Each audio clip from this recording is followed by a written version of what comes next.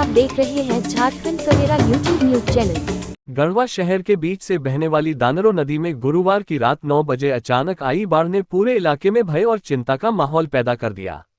ये घटना उस समय हुई जब शहर में अधिकांश लोग अपने घरों में थे और सामान्य दिनचर्या में व्यस्त थे। नदी के किनारे बसे सहेजना छठ घाट से लेकर टंडवा पुल तक बाढ़ की खबर फैलते ही बड़ी संख्या में लोग जमा हो गए।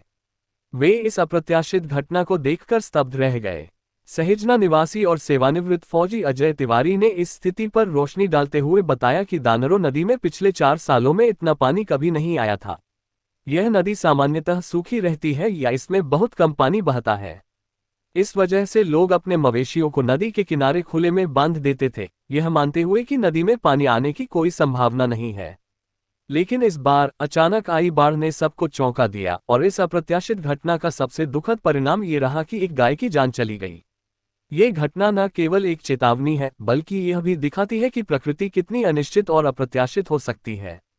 वरिष्ठ पत्रकार आनंद सिन्हा, जो सहेजना के निवासी हैं, ने बताया कि भले ही गढ़वा में आज बहुत अधिक बारिश नहीं हुई थी, लेकिन नदी के ऊपरी क्षेत्रों में भारी बारिश के कारण दानरो नदी में अचानक बाढ़ आ गई। ये घटना इस बात का प्रमाण है कि किसी भी नदी के जलग्रहण क्षेत्र में हुई बारिश का असर निचले हिस्सों में भी पड़ सकता है, भले ही वहां बारिश न हुई हो।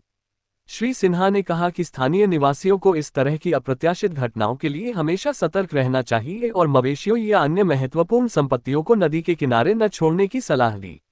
दानरो नदी में अचानक आई इस बाढ़ ने न केवल स्थानीय निवासियों के लिए कौतूहल बना दिया है, नदी के किनारे रहने वाले लोगों ने ऐसी स्थिति की कल्पना नहीं की थी। इस घटना ने ये स्पष्ट कर दिया है कि नदियों के किनारे या बाढ़ संभावित क्षेत्रों में रहने वाले लोगों को हमेशा सतर्क रहना चाहिए, भले ही वे इन क्षेत्रों को आमतौर पर सुरक्षित मानते हों।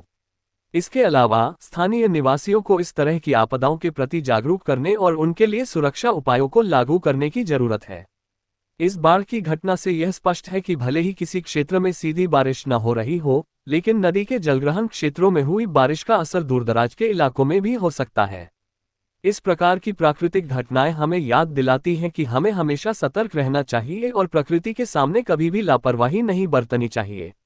ये घटना गढ़वा शहर के लोगों के लिए एक महत्वपूर्ण सबक है और उम्मीद है कि इससे सभी लोग अपने भविष्य के फैसलों में अधिक सतर्क और सजग होंगे। पल पल की तथ्यपरक खबरें हम आप तक पहुंचाते हैं। खबरों का ताज़ा अपडेट पाने के लिए चैनल को सब्सक्राइब करें ताकि हम पूरे उत्साह के साथ खबरों को आप तक पहुंचाते रहें। आप देखते रहें झारखंड सवेरा यूट्यूब न्यूज चैनल।